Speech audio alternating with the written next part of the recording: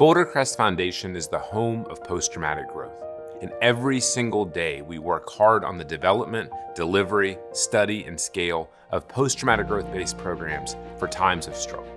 The term post-traumatic growth first appeared in the literature in 1995, the result of more than a decade of work by Dr. Richard Tedeschi, who's the head of our institute, and Dr. Lawrence Calhoun.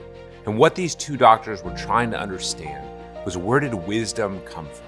What was it that endowed certain people with a deep and profound understanding of how to live great lives in the midst of stress and struggle and hardship and trauma? What the doctors learned was what the Greeks knew thousands of years ago. All great wisdom comes from suffering. PTG is two things. It's a process and a series of outcomes. The process is known as the phases of PTG, and that's how we grow. And the outcomes are known as the domains of PTG, and that's where we grow. I want to focus now on the domains of PTG and speak to the areas where we grow on this journey from struggle to strength and growth. These 5 areas are the results of hundreds, if not thousands, of interviews with what we call PTGers, people who've suffered immensely and found purpose in their pain and triumph in their tragedies. The first is new possibilities. This is about re-encountering hope and possibility amidst the rubble, by recognizing that opportunities are present to us now that were not present before. The second is deeper relationships. The good life is built on good relationships, and at no point are those relationships more critical and more challenged than when we are in the midst of struggle.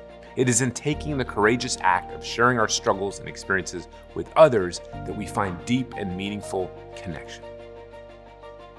The third area where we grow is personal strength. The idea that if I could get through this, I can get through anything. The fourth is appreciation for life, which has 2 components.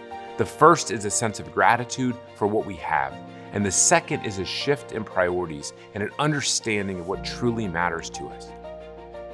The fifth is spiritual and existential change, which is captured in the words of Aristotle: an unexamined life isn't worth living.